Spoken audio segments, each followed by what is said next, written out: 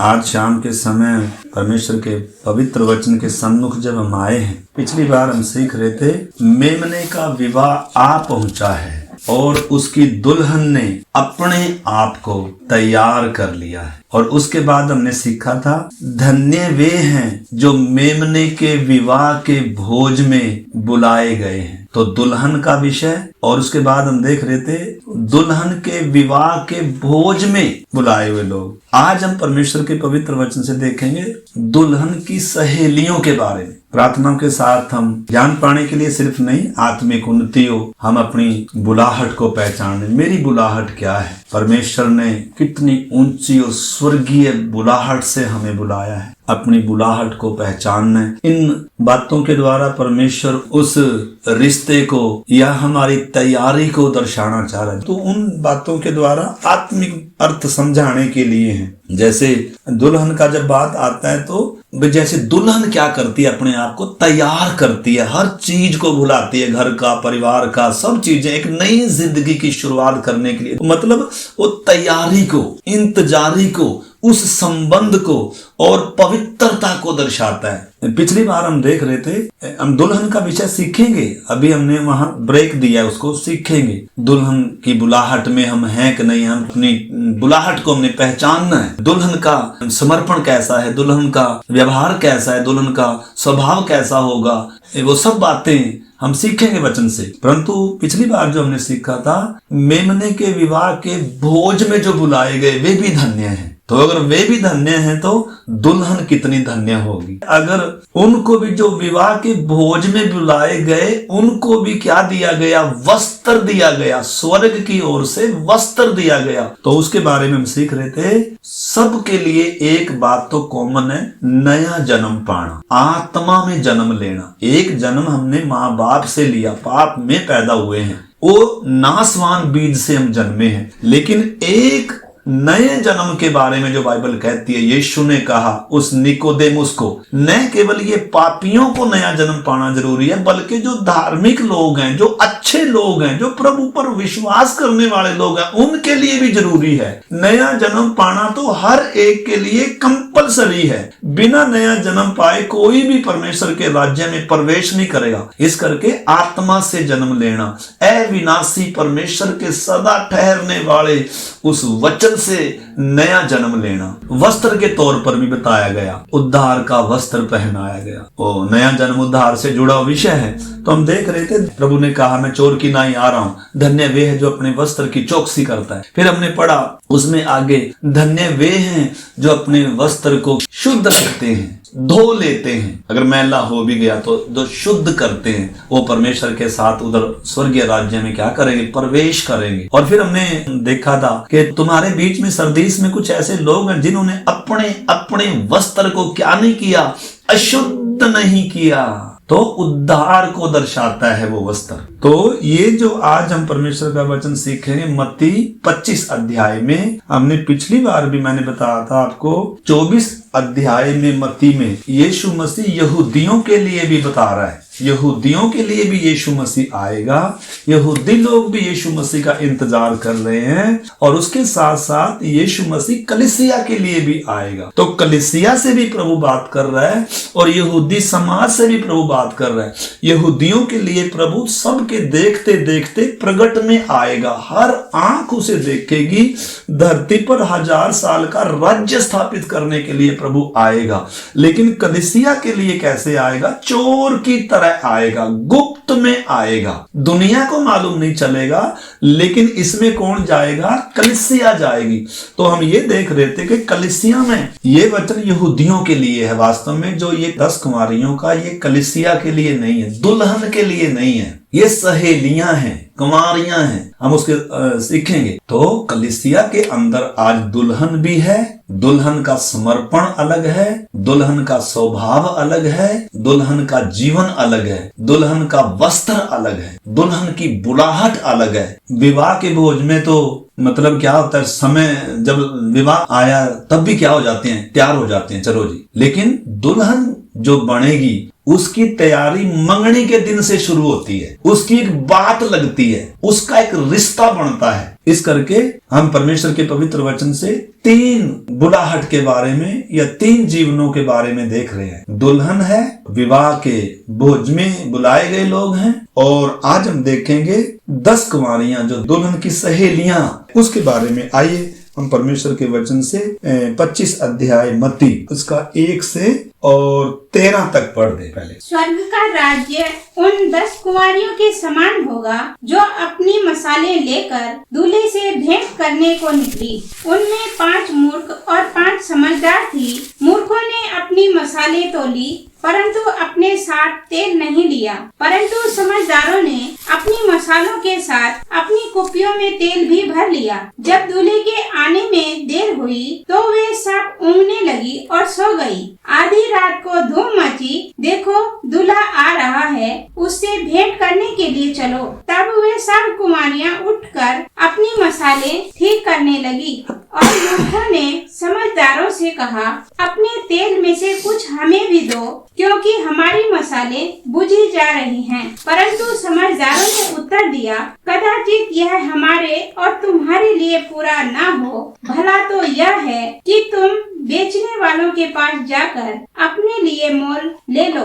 जब वे मोल लेने को जा रही थी तो दूल्हा आ पहुंचा, और जो तैयार थी वे उसके साथ विवाह के घर में चली गई और द्वार बंद किया गया। इसके बाद वे दूसरी कुंवारियां भी आकर कहने लगी, हे स्वामी, हमारे लिए द्वार खोल दे। उसने उत्तर दिया, मैं तुमसे सच कहता हूँ, मैं तुम्हें नहीं जानता। इसलिए जागते रहो, क्योंकि तुम न उस दिन को जानते हो न उस घड़ी को। तो प्रार्थना के साथ हम इस विषय को सीखेंगे। आज पूरा तो नहीं हो पाएगा इसका जो संदेश है, लेकिन जितना हम सीख पाए उसका कवर करेंगे। इसमें हम देखते हैं 10 कुंवारियों का विषय है। अपनी मसाले लेकर दूल्हे से भेंट करने निकली हैं। आगे लिखा है, परंतु अपने साथ तेल नहीं लिया। उनमें से 5 मूर्ख और 5 समझदार थी। मूर्खों ने अपनी मसाले तो ली, परंतु अपने साथ तेल नहीं लिया। तो इसमें से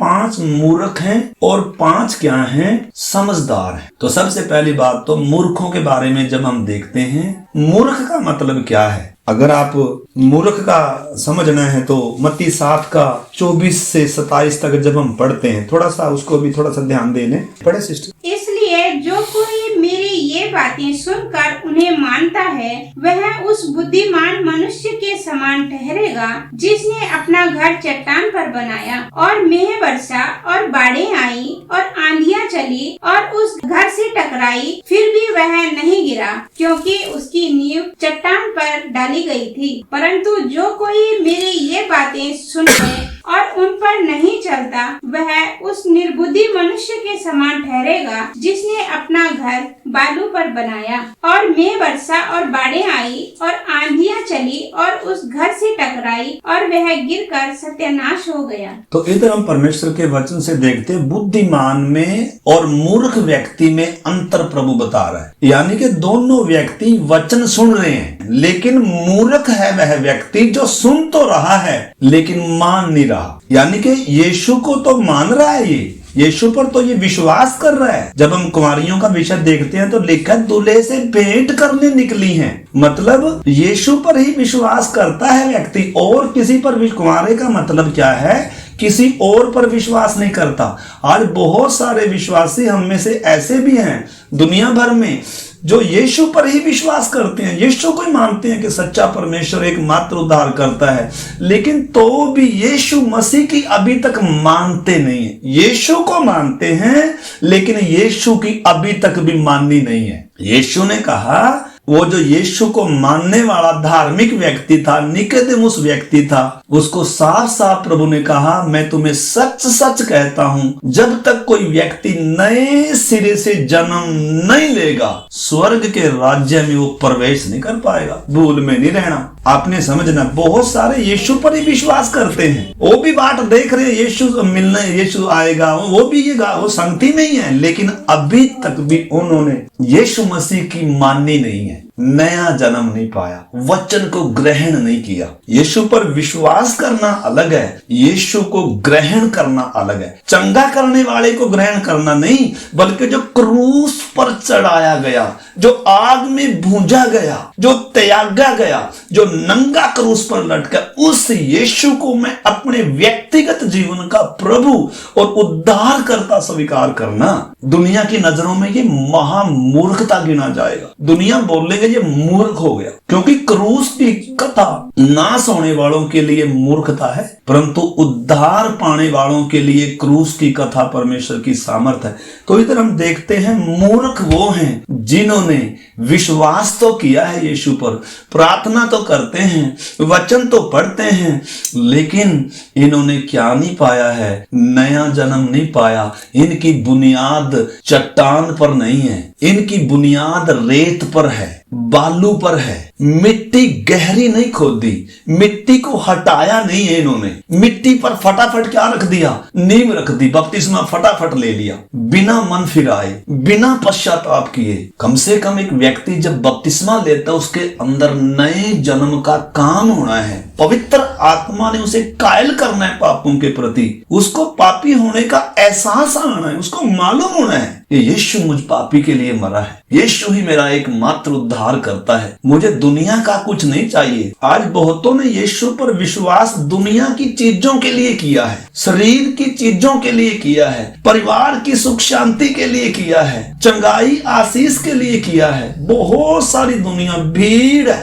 परंतु सारी चीजें एक साइड में हैं, यीशु मसीह एक साइड में है। सारी चीजों से बढ़कर जब तक यीशु प्रिय नहीं लगेगा, यीशु जब तक बढ़कर नहीं लगेगा सब चीजों से, मुझे सब चीजें नहीं, मुझे यीशु चाहिए, क्रूस पर चढ़ाया यीशु चाहिए जो मेरे पापों के लिए मरा है, तो वो है बुद्धिमानी। ये है वास्तव में बुद्धिमान व्यक्ति, इसने घर अपना चट्टान पर बनाया है, ये वो बुद्धिमान व्यक्ति है वास्तव में। लेकिन जिसने अभी तक भी अपना मकान चट्टान पर नहीं बनाया, रेत पर बना रहा है, हाँ अभी तो बन रहा है कोई बात नहीं, लेकिन एक दिन आने वाला है, प्रभु बोलेगा मैं तुम्हें जानता नहीं हूं, सत्यानाश हो जाएगा वो मकान, क्योंकि बाढ़ें आएगी, तूफान इस धरती पे जब तक हम जिंदा है तब भी बाढ़ें तूफान समस्या हमारे जीवन में आती हैं, विरोध आता है, लोगों की सतावट तमाम प्रकार की। यीशु के पीछे जब चलने लगता है कि व्यक्ति, दुनिया का विरोध आता है, दुनिया का सब शैतान का सब हमले आते हैं, बाढ़ें आती हैं, तूफान आते हैं, आंधियां चलती हैं, लेकिन चट्टान पर अगर नींव है तो वो हिलेगा नहीं। लेकिन अगर नींव ही वो नहीं है, एक दिन आखिरी में क्या होगा, जब मौत की आंधी आएगी उस समय भी क्या हो जाएगा, सब सत्यानाश हो जाएगा। इस करके मेरे प्यारे भाई बहनों, हमने समझना है मेरी बुलाहट क्या है, मैं उस बुद्धिमान व्यक्ति के समान हूं या मैं उस निर्बुद्धि व्यक्ति के समान हूं। विश्वास तो कर रहे हैं हम, लेकिन क्या उसको ग्रहण भी किया है, क्या उसको खाया भी है, कड़वे साग पात के साथ भूंजे हुए को खाया भी है, मिस्र छोड़ने की तैयारी से उसको खाया भी है। हमने उन बातों को समझना, मैं पिछले दिनों से ये काफी बातें सीखी हैं मेरे प्यारे भाई बहन, हर एक के अंदर ये बैठनी है अच्छे तरीके से बात। तो आइए हम उसी पर, आपको मालूम है इसका 7 का 21 भी जब हम पढ़ते हैं, इसी 7 का 21 भी जब हम पढ़ते हैं, उसमें क्या लिखा है प्रभु ने, हर कोई जो मुझे प्रभु प्रभु कहता है वो स्वर्ग के राज्य में प्रवेश नहीं करेगा। उस दिन बहुत बड़ी भीड़ उनकी होगी जिन्होंने यीशु पर विश्वास किया है, जिन्होंने यीशु मसीह के नाम से आश्चर्य के काम किए हैं, दुष्ट आत्मा को निकाला है, बीमारों को चंगा किया है। लेकिन प्रभु यीशु मसीह कहता है मैंने तुम्हें कभी जाना ही नहीं है। मतलब बिना नया जन्म पाए भी यीशु के नाम में दुष्ट आत्मा निकाल सकते हैं, लोग चंगाई कर सकते हैं। आपने समझना, जिसके कान हो वो सुन ले। आज बिना उद्धार पाए आज बड़ी बड़ी सभाएं चला रहे हैं, उधर दुष्ट आत्माएं निकलती हैं, उधर बीमार चंगे हो रहे हैं और लोग भीड़ की भीड़ जा रही है, परंतु उधर उद्धार का कोई वचन नहीं है, उधर सिर्फ चंगाई का, आशीष का, बरकत का वचन है। ये सबको हजम भी नहीं होगा, परंतु सच्चाई यही है। सच्चाई कड़वी जरूर होती है, लेकिन सच्चाई ही बीमारी को काटती है। बीमारी तो बहुत गहरी है, लेकिन अगर मीठी मीठी गोली देंगे उससे बीमारी बीमारी नहीं कटेगी। मान लो हमें बहुत कहीं रोग लगा हुआ है, बीमारी लगी हुई है, अगर डॉक्टर के पास हम जाएं तो उसको ऐसा बोलेंगे डॉक्टर जी मीठी मीठी दवाई दो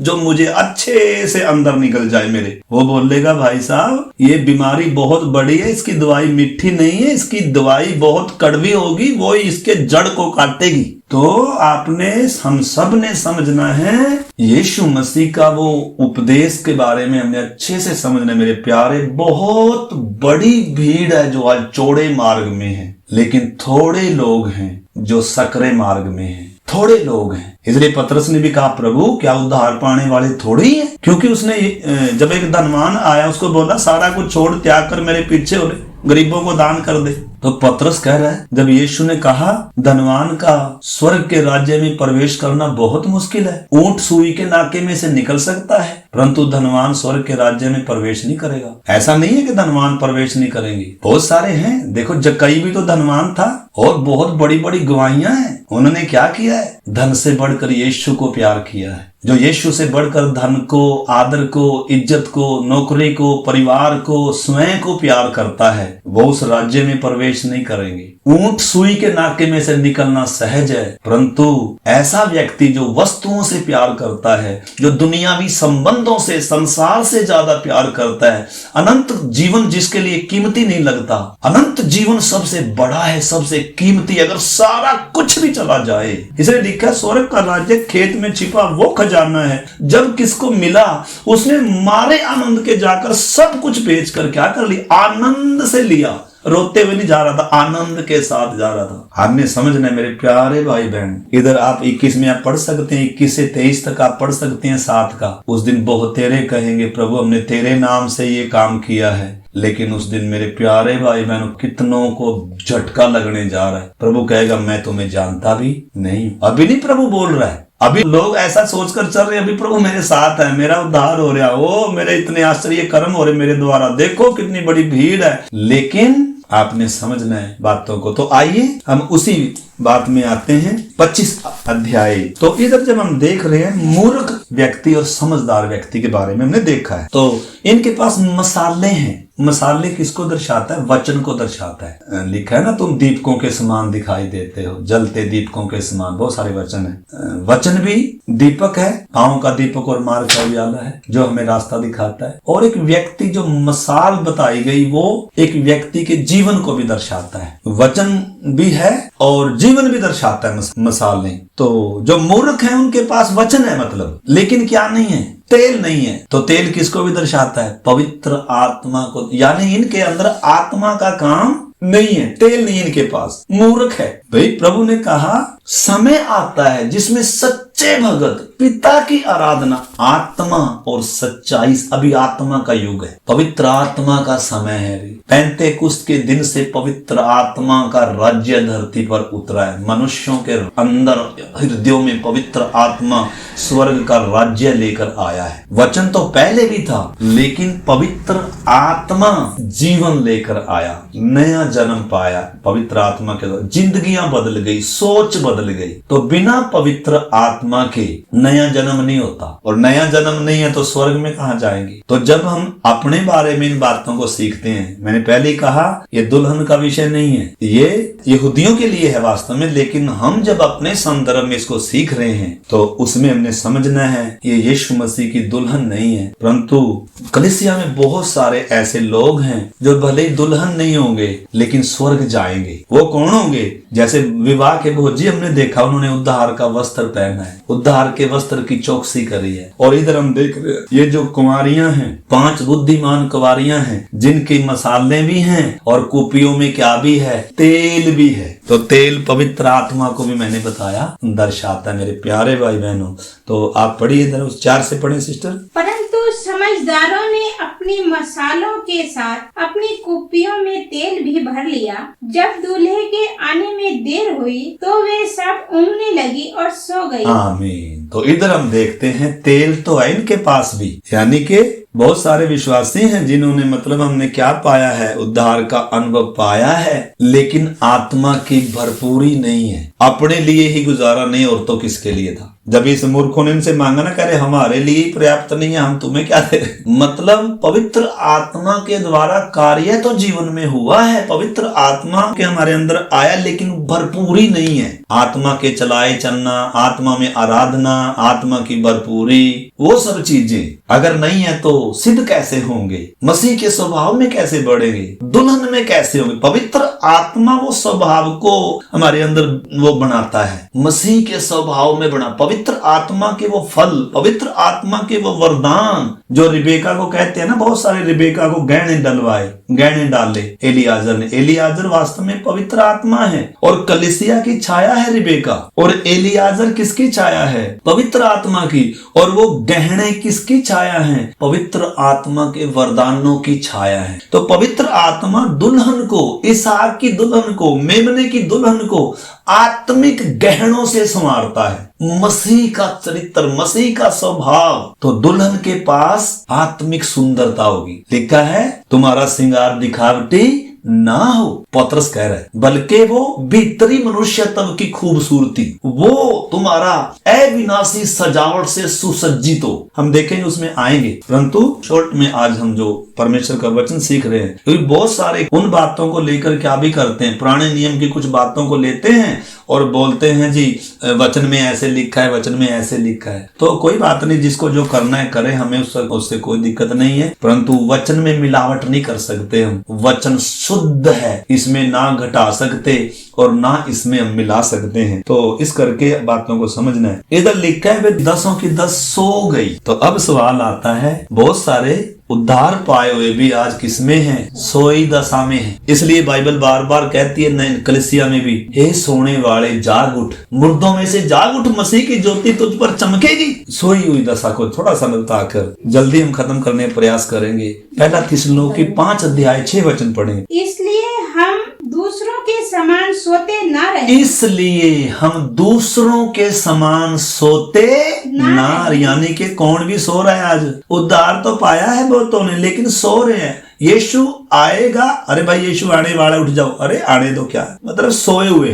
और नींद भी ऐसी है, अगर अलार्म बज रहा है ना, आपको मालूम है जब अलार्म लगाया हो ना सुबह जल्दी उठने का, तो अलार्म जब बजता है ना, नींद बहुत प्यारी लगती है। अलार्म को बार बार क्या करते हैं? बंद कर देते हैं। आपको मालूम है आज परमेश्वर का अलार्म बज रहा है, इस दुनिया की घटनाएं परमेश्वर का अलार्म है, लेकिन बहुत तो इनसे कोई मतलब नहीं है। उन्होंने वैसे ही काम करना है, वैसे ही उन्होंने सोना है, कंटिन्यू जैसे करते आ रहे हैं वैसे ही है जीवन में, थोड़ा सा भी क्या नहीं है। इजराइल में इस समय ऐसी परिस्थिति है, किसी भी क्षण कुछ भी हो सकता है, तुरी फूके जाने का समय आ रहा है। लेकिन हम में से बहुतों को इस चीज से कोई फर्क ही नहीं पड़ता। आज यीशु ने आना हो, आज आ जाए, कल आना हो, कल आ जाए, हमें क्या। सोए हुए काम में, बिजनेस में, व्यापार में सब मस्त है। प्रभु के आगमन की अगर जिसको, आपको मालूम है जिसने जाना होता है ना, जो इंतजार करता है ना व्यक्ति, आप दुनिया की जो शादियां होती है उसमें देख सकते हैं, जब दूल्हा का, बारात का वो जब सायरन बजने लगता है ना, बगल में गांव के बाहर जब आकर वो बजने लगता है, बैंड बाजा, ऐसे बैंड बाजा बज रहा है, दूल्हा द्वार पर आ चुका है, लेकिन उस समय दुल्हन सोएगी? हाँ, कोई सहेली सूली है तो भी पड़ी हुई है आराम से, दुल्हन सोएगी नहीं कभी भी, ये सो गई। लेकिन वचन कहता है हम दूसरों के समान सोते ना रहें। हम सोए हुए हैं, जाग जाएं, सुबह हो चुकी है, दिन निकलने वाला है। मतलब उन चीजों में खो ना जाएं। असली मकसद वो नहीं है जिंदगी का। हाँ, काम करना है, लेकिन असली मकसद काम नहीं है, असली मकसद नौकरी नहीं है। असली मकसद मैंने अपने प्रभु के लिए तैयार होना है, मैंने अपनी दौड़ पूरा करना है, मैंने मसीह की डील डोल तक आना है, मैंने मसीह का काम करना है, मैंने अपने स्वामी के, उसने मुझे कुछ सौंपा है, मैंने उसका काम करना है। कलीसिया काम भी करती है न, आप बहुत सारे हैं, हम तो तैयार हो रहे हैं, खूब तैयार हो रहे हैं। अरे भाई, जैसे नहा धोकर हम 1 घंटे में तैयार हो सकते हैं शारीरिक तौर पर अगर तैयार होना हो, परंतु आत्मा में तैयार होना घंटे भर का काम नहीं है। हर दिन तैयार होते हैं, हर दिन तैयारी चलती है, हर दिन तैयार। जब से मंगनी लगी तब से तैयारी चल रही है दुल्हन की। और तैयारी नहीं कर रही, दुल्हन दूल्हे का काम भी कर रही है। वो अपने लिए नहीं जी रही, वो दूल्हे के काम कर रही है। दूल्हे के खेत में काम कर रही है। आपने समझना, हम बहुत सारे हम तो तैयार हो रहे हैं लेकिन काम हम अपना ही करेंगे, बिजनेस व्यापार हम अपना ही करते रह जाएंगे। ऐसा तो नहीं हो प्रभु आए और हम इधर ही रह जाएं। काम यीशु का करना है, यीशु के लिए जीना है भाई। दाम दिया गया हमारा, उसने हमें खरीदा है, हम उसके हैं। मेरा जो कुछ है उसका है, मेरा उस पर कुछ हक नहीं है, उसका हक है। मेरी देह पर भी उसका हक है, मेरे जीवन पर भी उसका हक है। तभी होता है वो प्रेम का रिश्ता। अगर जय आज तो ऐसा भी है, एस्तेर की पुस्तक दुल्हन की तैयारी के विषय को दर्शाता है। हम अगली बार उसमें जाएंगे। हम देखते हैं उस शर्स राजा की जो पटरानी थी, वस्ती रानी थी, वो रिजेक्ट कैसे हो गई, वो भी हमने समझना है। बहुत सारे रिजेक्ट होंगे, क्यों? क्योंकि दूल्हे से कोई संबंध नहीं है, उनको अपनी पोजीशन है। उनको राजा ने भोज किया था और वस्ती को भी कहा था मेरी दुल्हन को ले आओ, उसको सुंदर था दुनिया देखे। उसके अंदर अपनी दुल्हन के लिए प्यार था, लेकिन वो कह रही है मुझे तेरी इच्छा से कोई मतलब नहीं, मेरा अपना स्टैंडर्ड है, मैं अपने तरीके से चलूंगी। अच्छा, रिजेक्ट होगी, दोबारा कभी सामने भी नहीं आएगी, तेरे से अच्छी चुनूं। इस करके इजराइल रिजेक्ट इसीलिए हुआ क्योंकि वो फल नहीं लाया। मैं और आप अगर फल नहीं लाएंगे, मैं और आप अगर परमेश्वर को सब संबंधों से बढ़कर नहीं प्रेम करेंगे, सब चीजों से बढ़कर प्रेम नहीं करेंगे, जिनके अंदर से पाप की प्रभुता निकाल दी गई, जिनको परमेश्वर ने क्रूस पर अपना प्रेम दिखाया। इजराइल के लिए तो कुछ भी नहीं था। अगर अभी भी हमारे अंदर चीजों से ज्यादा प्यार है यीशु से बढ़कर, पैसे से, धन से, संसार की आदर इज्जत, संसार क्या कहेगा, लोग क्या कहेंगे, अगर ये चिंता है तो फिर हमारे लिए तो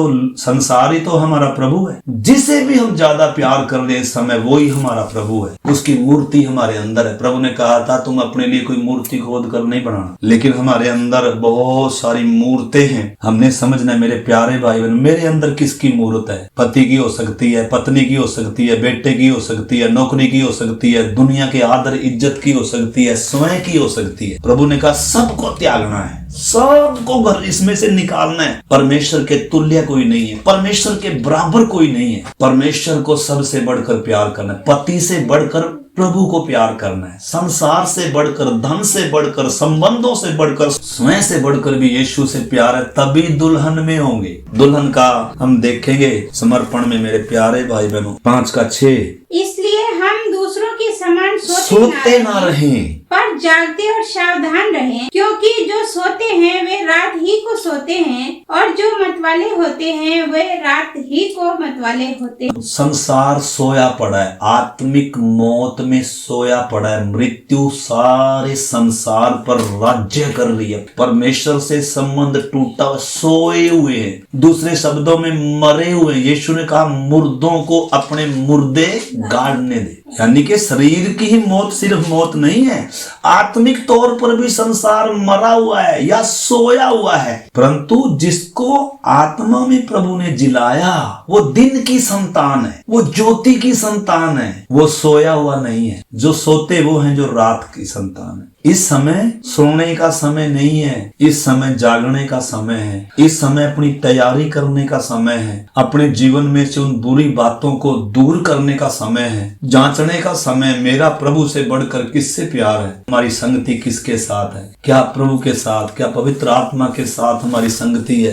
क्या हम परमेश्वर की आत्मा के चलाए चल रहे हैं? जो बुद्धिमान थी वो भी क्या होगी, सो गई, परंतु दुल्हन कभी नहीं सोएगी। जिसने यीशु के साथ सिंहासन पर बैठना है वो कभी नहीं सोएगी, वो संसार से कभी प्यार नहीं करेगी, वो कभी यीशु से बढ़कर कभी पैसे से प्रेम नहीं करेगी। इस करके मेरे प्यारे भाई बहनों, आज मुझे और आपको दूसरों को नहीं बल्कि हमें खुद को जांचने का समय है। अपने उद्धार के काम को डरते और कांपते हुए पूरा करने का समय है। अगर अब भी नहीं जागे, जब रात बीत चुकी है, जब अलार्म बजते जा रहे हैं, हम कितने सो चुके हैं। आपको मालूम है, जिनको हम देख सकते हैं बहुत सारे अलार्म बजता है लेकिन क्या कर देते हैं। तो ये दुनिया की घटनाएं भी अलार्म है, और जब हमें कोई प्रभु का दास बोलता है, परमेश्वर जब हमसे बात करता है, उसको भी हम चुप करा देते हैं या सुनकर अनसुना कर देते हैं, अलार्म बंद कर देते हैं। अरे भाई, अलार्म तेरे लाभ के लिए है, अलार्म तुझे जगाने के लिए है। इस करके आइए मेरे प्यारे भाई बहनों, इसमें बहुत सारी बातें, समय हो गया। लिखा है जब दूल्हे के आने में देर होगी तो वो सब ऊँघने लगी और क्या हो गई, सो गई। जब से ये घटनाएं चल रही है, हमारा थोड़ा सा प्रार्थना का समय बढ़ा है? वैसे ही सो रहे हैं, वैसे ही उठ रहे हैं, वैसे ही खा रहे हैं, वैसे ही चल रहे हैं। वो ही चिंता संसार की, प्रभु की चिंता नहीं है। वचन क्या कहता है? जैसे नूह के दिनों में था ऐसे ही मनुष्य के दिनों में होगा। लोग खा रहे होंगे, लोग पी रहे होंगे, ब्याह शादियां हो रही होंगी, ढोल ढमक्के हो रहे होंगे, ओ बड़ी बड़ी पार्टियां चल रही होंगी, लोग घर बना रहे होंगे, लोग पेड़ लगा रहे होंगे, लेकिन पता भी नहीं चलेगा क्या हो गया। एकदम से ऐसा होने जा रहा है मेरे प्यारे भाई बहनों, अगर हम तैयार नहीं है। मत्ती 24 जब विश्वास योग्य दासों के बारे में यीशु बता रहा है, तो उसमें 24 का 48 पढ़ते हैं, तो उसमें लिखा है, दुष्ट है वह दास जो कहता है कि मेरे स्वामी के आने में भी देर है। देर नहीं है, इधर लिखा है जब दूल्हे के आने में देर हो गई। वास्तव में देर नहीं करेगा कभी। अगर आप इब्रानियों की पत्री 10 अध्याय 37 वचन पढ़ेंगे, उसमें लिखा है आने वाला आएगा और देर ना करेगा। दूसरा पत्रस 3 का 9 वचन में जब हम पढ़ते हैं 9-10 में, उसमें लिखा है प्रभु का दिन चोर की नाई आएगा। जैसा देर कुछ लोग समझते हैं, मतलब बहुत सारे लोग समझते हैं देर, समझते हैं देर नहीं करेगा। बहुत लोग समझते हैं अभी बहुत टाइम है, अभी बहुत देर है प्रभु के आने में, सो जाओ और थोड़ी देर। अभी दिन निकलने में क्या है, बहुत बार अगर नींद प्यारी है तो हम क्या करते हैं, अरे अभी तो दिन बहुत खड़ा है, थोड़ी देर और सो जाओ। एक और झपकी, थोड़ी देर और छाती पर हाथ रखकर लेटे रहना, हे आलसी, तब तेरा लिखा है तेरा कंगालपन भटमार के समान, डाकू के समान तेरी घटी तुझ पर आ पड़े, कंगाल हो जाएगा तू, फिर प्रार्थना नहीं होगी। इस करके मेरे प्यारे भाई बहनों ने समझना है, अगर अभी भी मैं और आप जागे नहीं है तो जागेंगे तो जरूर, लेकिन जब तक जागेंगे जब तक देर हो जाएगी। जागेंगे तो पूरी दुनिया, होश में तो परमेश्वर पूरी दुनिया को लाए, घुटना तो हर एक का टिकेगा, लेकिन उद्धार नहीं होगा। आज उद्धार का दिन है, आज जागने का दिन है, आज मन फिराने का दिन है, आज पश्चाताप करने का दिन है, आज यीशु के पीछे हो लेने का दिन है। कल की बहुत बार हम सोते कल करेंगे, कल कभी नहीं आएगी, कल कभी नहीं आएगी, यीशु आ जाएगा। आज में जीना सीखना होगा हमें, आज करना है प्रभु मुझे तेरे लिए जो करना है आज और अभी करना है मैंने तेरे लिए। तो जो हम में से धार्मिक है उनका भी नया जन्म पाना जरूरी है। हमारा कुछ अनुभव हो सकता है अपना धार्मिक, कुछ हम बहुत सारी बातें, लेकिन प्रभु ने साफ कहा है अगर दुल्हन में भी नहीं है तो नया जन्म पाना तो अति अनिवार्य है, जागते रहना तो अति अनिवार्य है, अपने वस्त्र की चौकसी करना तो अति अनिवार्य है। तो आइए मेरे प्यारे भाई बहनों, क्या आज ये सुनकर थोड़ी देर परमेश्वर के सामने बैठकर रात को प्रार्थना करेंगे? हम में से बहुतों को कोई मतलब नहीं है, बस इतना ही था, हम संगति करते हैं, संगति करनी बस। अपने जीवन को जांचने का हमारे पास टाइम, परंतु मेरे प्यारे भाई बहनों इन दिनों भी अगर हम सो रहे हैं तो हम मूर्ख हैं। दिन निकल चुका है, रात बीत चुकी है, अलार्म कब से बज रहा है, कब से मैं अलार्म को बंद करता आ रहा हूँ, कब तक बंद करूंगा मैं, कब मेरी नींद टूटेगी? अगर आज नहीं मैं उठा तो शायद हमेशा के लिए नींद ही गायब हो जाएगी। लेट हो गया तो मैं नींद नहीं रहेगी, फिर आज प्रभु आकर चला गया तो नींद सो नहीं पाएंगे आप फिर। इस करके आइए मेरे प्यारे भाई बहनों, हम सब ने, मेरे तैयारी एक दिन में नहीं होती है, तैयारी जब तक हम धरती पर है तब तक तैयारी चलती रहती है। अंश अंश कर हम बदलते हैं, एकदम कोई नहीं बदलेगा। हाँ, शरीर एकदम बदलेगा, लेकिन अभी हमारा व्यक्तित्व बदलना है, हमारा गिरा हुआ स्वभाव जिसमें अपना अपना अपना रहता है, ये निकल कर मसीह का स्वभाव आना है। अंश अंश करके प्रभु ये काम करता है। इस करके आइए हम हर दिन अपनी तैयारी को पूरा कर। आइए प्रार्थना। प्रभु इस अच्छे वचन के लिए आपको धन्यवाद। हर एक को प्रभु आज सचमुच में अगर हम कोई सोए हुए हैं, सचमुच में आज प्रभु ये अलार्म हमें जगाने पाए प्रभु जी, और हम होश में आ जाएं और आज हम तैयार हो जाएं। जिन्होंने सचमुच में अभी तक भी उद्धार नहीं पाया, ऐसे बड़े उद्धार से कैसे कोई निश्चिंत रहकर बच सकता है प्रभु जी? विनती करते हैं जो बातें हमने सुनी हैं इन पर और मन लगाएं, ऐसा ना हो कि बहक कर हम दूर चले जाएं। प्रभु ये वचन हर जीवन में काम करे, हर एक व्यक्ति की नींद टूट जाए और जाग जाए प्रभु जी, और अपनी तैयारी को पूरा करने लगे, अपनी दौड़ को पूरा करें प्रभु जी। आपकी बाट जोड़ने वाले हम बने, हम उस दास के समान ना बने प्रभु जी जो जानता तो था कि प्रभु आएगा लेकिन वो जागता हुआ नहीं था। प्यारे प्रभु, आपने हमें जो सौंपा है हम उसमें विश्वास योग्य रहें, अपनी तैयारी को पूरा करें और आपके खत्ते में बहुत सारी आत्माओं को लाएं प्रभु जी, बहुतों के उद्धार का कारण हम बने प्रभु जी। हम आपकी खुशी के लिए जिए, हम सब पर आप ऐसा अनुग्रह करें। आपके हाथ में सौंपते हुए धन्यवाद के साथ पिता प्रार्थना को आपके प्रिय पुत्र हमारे उद्धार करता यीशु मसीह के नाम से हम मांगते हैं, आमीन।